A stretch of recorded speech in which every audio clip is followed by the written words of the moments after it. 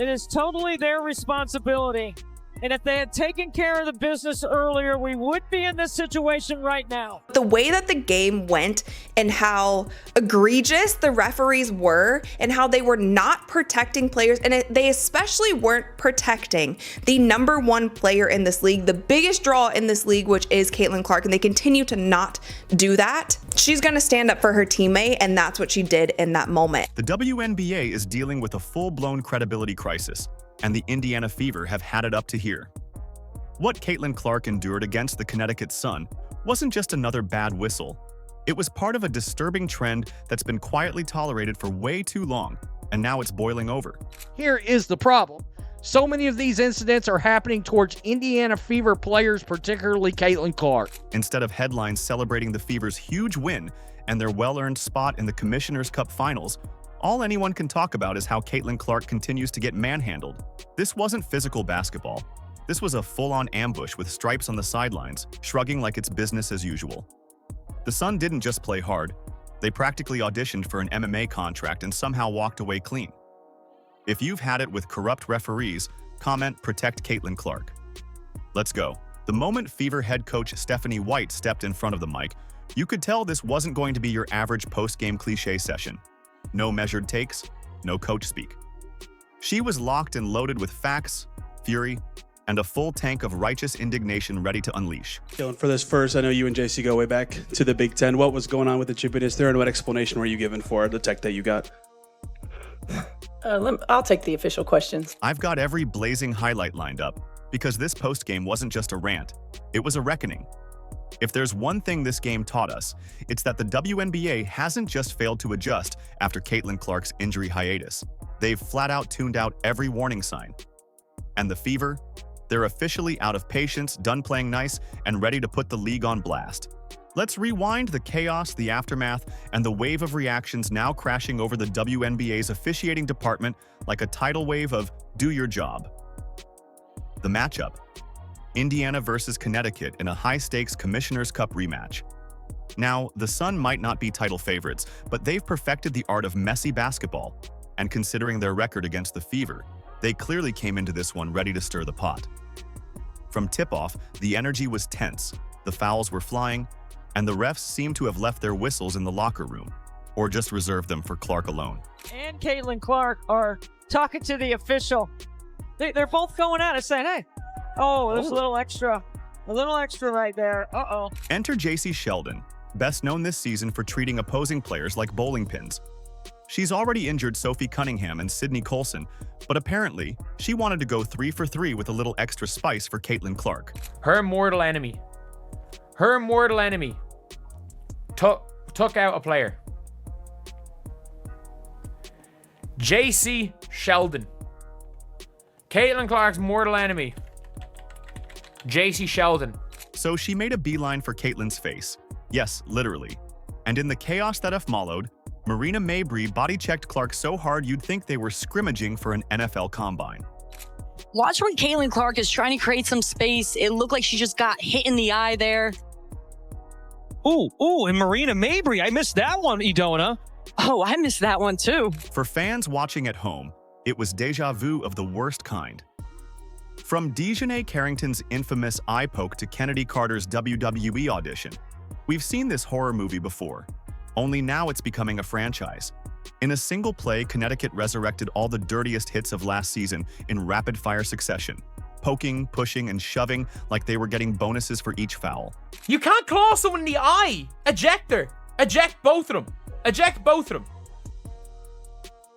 So there's nothing there. There's nothing there. Nothing there. Jacy Sheldon claws her in the eye. Then the two of them get into it. And then Mabrey just goes and shoves her onto the ground. Eject both of them. And what did the refs do? Absolutely nothing. This was the moment for the league to step up and say, "You don't mess with our star." Instead, they reached deep into their pocket and somehow pulled out a tech for Caitlin Clark. Wait, Jacy Sheldon got away with clawing her in the face. Caitlin got teed up for getting clawed in the face. They didn't even call it a common foul. They didn't call it a common foul. They didn't even call it a common foul. Oh my God. They don't care about players. They don't care about players. You heard that right. No ejections, no technicals on the instigators. Just Caitlin Clark catching a tech for, what, having a face? It would be hilarious if it weren't so maddening. And then the avalanche came. Fans, analysts, and former players weren't just irritated. They were straight up irate, unleashing a fury on social media that made ESPN trend like a scandal just dropped. I tell you, social media is setting the WNBA on fire right now, not in a good way. That's the understatement. It was the kind of officiating debacle so ridiculous that Sentel didn't even have to crack jokes. He just posted the play as is because reality had already crossed into satire. Commentators who usually keep it buttoned up were visibly heated. Marina Mabrey laying out Caitlin with no consequences? That wasn't a missed call. That was the officiating equivalent of waving a white flag.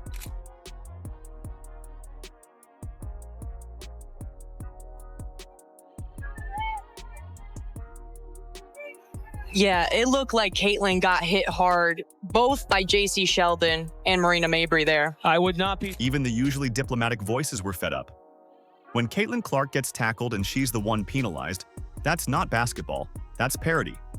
And the basketball world wasn't laughing. All right, enough is enough. You know, at some point, the line gets crossed too often where something needs to be done and things need to be corrected. And that is certainly the case with the way things around Caitlin Clark are officiated. This is a constant problem now. You know, it is something that since the beginning, I've kind of like backed off on because physical play is a part of sports. You know, going after a superstar and trying to rough them up a little bit to get in their head is a part of sports. But when it crosses the line, the referees need to do their jobs. They need to do their jobs, blow the whistle, and officiate properly. Everyone was waiting on Stephanie White, and oh boy, did she deliver. But before we hit that thermonuclear post-game take, let's pause for the moment that reminded everyone why Clark's different. After getting thrashed, slammed, and stomped on, again, she didn't flinch. She grabbed the game by the throat, stepped behind the arc, and iced the sun with a dagger 3 right in Jacy Sheldon's face. All right. Here is Clark splashing home a 3 from way downtown. You couldn't write a better script. She didn't just win the game, she made a statement. Loud, clear, and from way downtown. And the best part? She let them hear about it. The trash talk, the swagger, the I run this court energy. It was all there. With her hand in her face.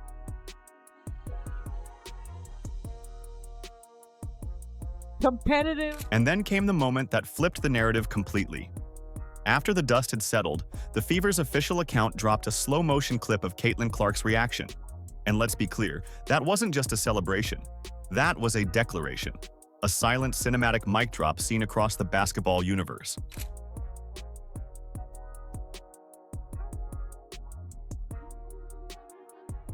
And don't think we're skipping over this next part because it was the cherry on top of this wild saga. With the steal. Sheldon going coast to coast. And here we got another breakers here as Jacy Sheldon goes right after Sophie Cunningham. Sophie Cunningham, with all the fury of a superhero whose origin story starts with someone messing with her teammate, exacted the perfect revenge. She didn't hesitate. She delivered a textbook flagrant on Jacy Sheldon. Clean, direct, and unmissable. It wasn't petty, it wasn't reckless. It was surgical, and it was necessary.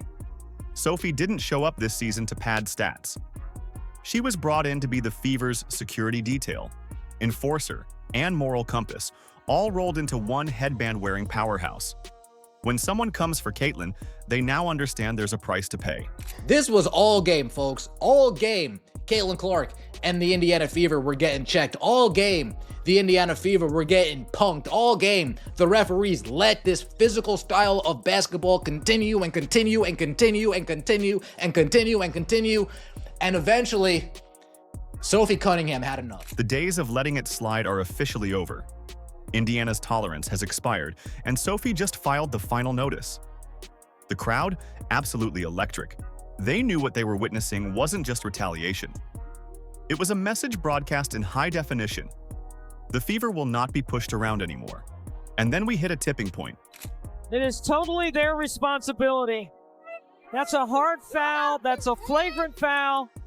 And if they had taken care of the business earlier, we would be in this situation right now. When's the last time you heard national commentators openly slam the officials during a WNBA broadcast? Not question, not hint, slam. It was that out of control. The refs let the game spiral by refusing to make the obvious calls. When you fail to contain escalating physicality, this is the result. Player-on-player retaliation, chaos, borderline melees. And the only thing louder than the crowd was the silence from the whistles. So, of course, everyone was waiting for Stephanie White's post-game presser, like it was the season finale of a hit drama series.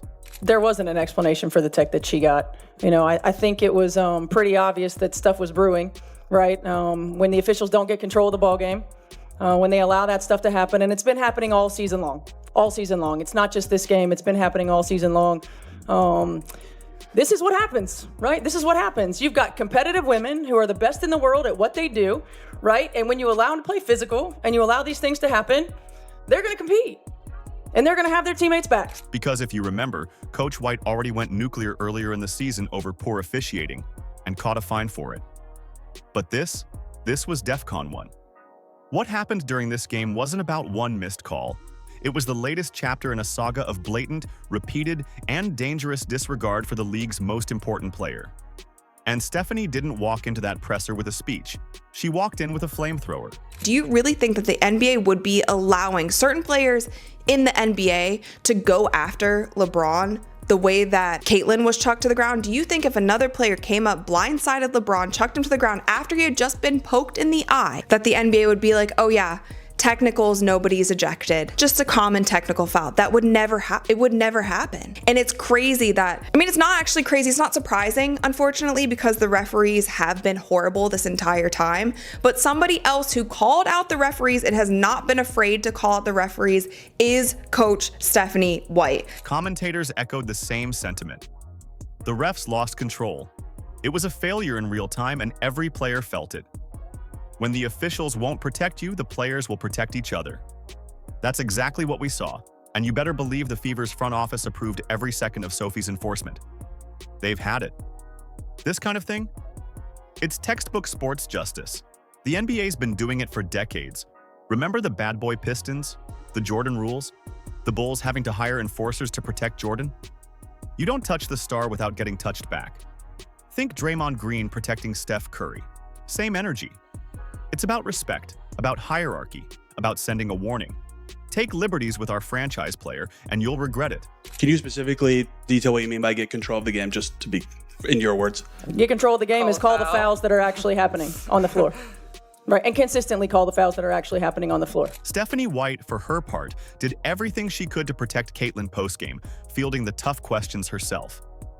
But you could see it. Behind the composed answers and coach speak, the rage was simmering. And then she said it, plain, raw, and from the heart. Just call the foul. That's it. That's all she asked, the bare minimum. Because this wasn't a sudden flare-up. It was a volcano that had been rumbling all game long. Bumps, grabs, shoves, contact after the whistle. It all added up. And the league? Crickets. This is Jacy Sheldon right here with an entire handful of Caitlin Clark's shoulder and bicep, and she's twisting it. Okay?